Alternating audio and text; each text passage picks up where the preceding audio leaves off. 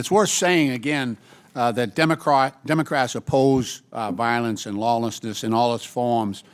I do want to point out that the vast majority of protesters have been peaceful.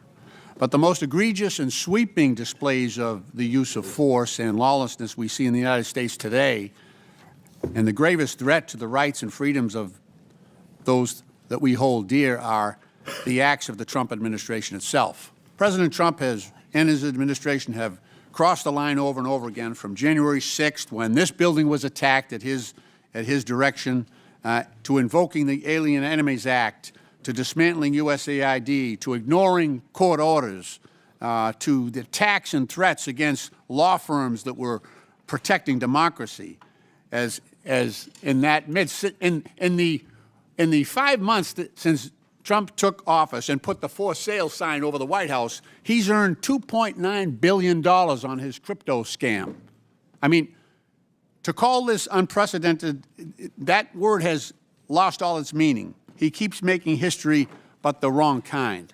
Just the act of sending the National Guard and troops and active duty Marines to L.A. was already an overreach.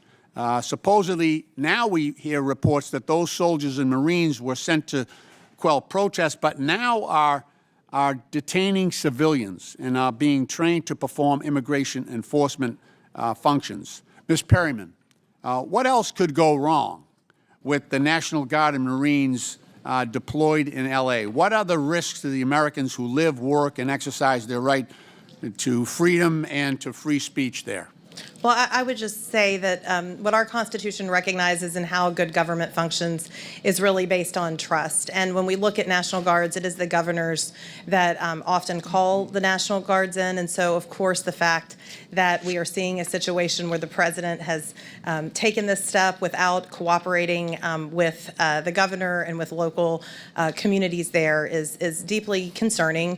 And, of course, we know from history that could lead to escalations and could lead to violence that is really problematic for all of our communities across the country, including in Los Angeles. Thank you. Ms. Perryman, Secretary of Defense Pete Hegseth has talked about the deployment order, and he testified that this order, and I'm quoting him, this order is getting ahead of a problem so that if in other places, if there are other riots in places where law enforcement officers are threatened, we would have the capability to surge the National Guard there if necessary. Ms. Perryman, how does the President's broad order and the presumption before the fact that military force would be deployed, how does that pose a threat to other cities across the country?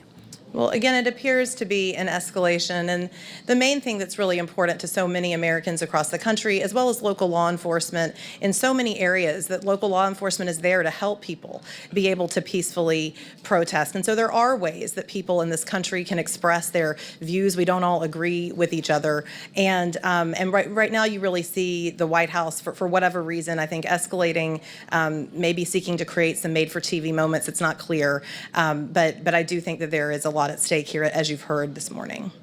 Thank you. I want to ask each of the governors, this is a general question, how could each of the governors answer briefly how President Trump's policies, his assaults on the rule of law and his interjection of military force into California, how that would threaten your states, especially where Secretary Hegseth has said that he would support that expansion? Mr. Walz, Governor. Well, thank you, Ranking Member Lynch. Well, first of all, it's one of the federalism policy of this, especially when it comes to posse comitatus and the Insurrection Act. Governors are in charge. Our National Guard, as all of you know, serve in either Title 10 or Title 32 status under the role of governor. Right. And on all of these operations, the absolute pinnacle and the most critical piece is the coordination amongst them. And as a governor not being notified as local law enforcement, it creates a chaotic situation that they cannot operate as a joint unit. And governors are always there. We do it for floods. We do it for civil unrest. But doing it without causes immense danger, not citizens to, but to those very law enforcement officers who are then put in that chaotic situation. Thank you. Governor Pritzker. Local law enforcement are the ones who indicate to the governor or to their local officials who talk to the governor about their need for National Guard. And indeed, I've had that situation in the state of Illinois and called out the Guard when I needed to.